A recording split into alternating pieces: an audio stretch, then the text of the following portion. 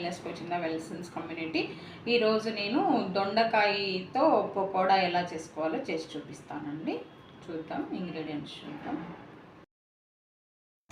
దొండకాయతో పకోడీ ఎలా చేసుకోవాలో చూపిస్తాం. ఇలాగ ముక్కలు చిన్న చిన్న ముక్కలుగా దొండకాయల్ని పొడవుగా స్లైసెస్ లాగా కట్ చేసుకోవాలి. 2 eggs తీసుకోవాలి. పసుపు, కారం, సాల్ట్, ఆల్ సీడ్స్, ఒక ఆనియన్, గార్లిక్. ఫస్ట్ మనం ఈ దొండకాయల్ని హాఫ్ బాయిలింగ్ చేసుకోవాలి. ఇది ఆమ్వే క్వీన్ అనమాట. వైటలాక్ సిస్టమ్ ఉంటుంది, అంటే న్యూట్రియంట్స్ అనేది మిస్ అవ్వవు. 18/8 స్టెయిన్లెస్ స్టీల్ అనమాట. ఇందులో కుక్ చేయడం వల్ల కలర్ కూడా మనకి చేంజ్ అనేది అవ్వదు. ఫస్ట్ ఇదిగోండి, ఇలాగ చూసారా, కలర్ చూసారా, అంటే బాయిల్ చేసేటప్పుడు ఎలా ఉందో ఇప్పుడు కూడా అలానే ఉంది. కుక్ చేస్తున్నాడు. హాఫ్ బాయిలింగ్ చేసుకోవాలి దొండకాయని. ఇలాగ బాయిలింగ్ చేసుకున్న తర్వాత వీటిని కొంచెం చల్లారిన తర్వాత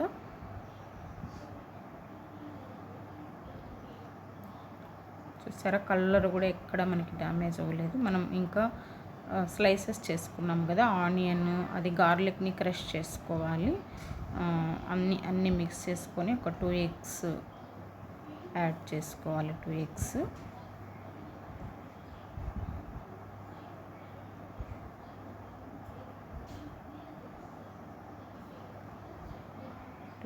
యాడ్ చేసుకొని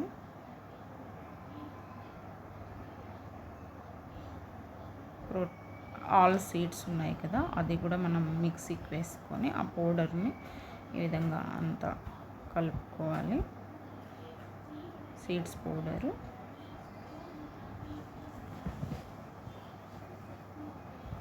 ప్రోటీన్ పౌడరు ఒక స్కూప్ వేసుకోవాలి.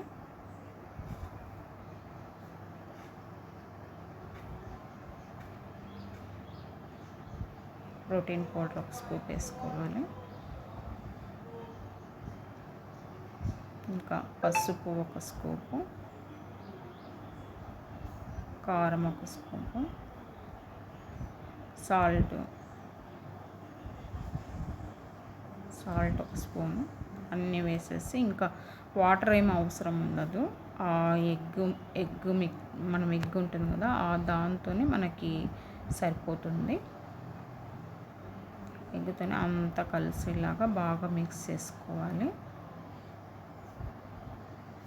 దొండకాయ, మళ్ళీ కోకోనట్ ఆయిల్, డీప్ ఫ్రైకి సరిపడా కోకోనట్ ఆయిల్ యూస్ చేసుకోవాలి.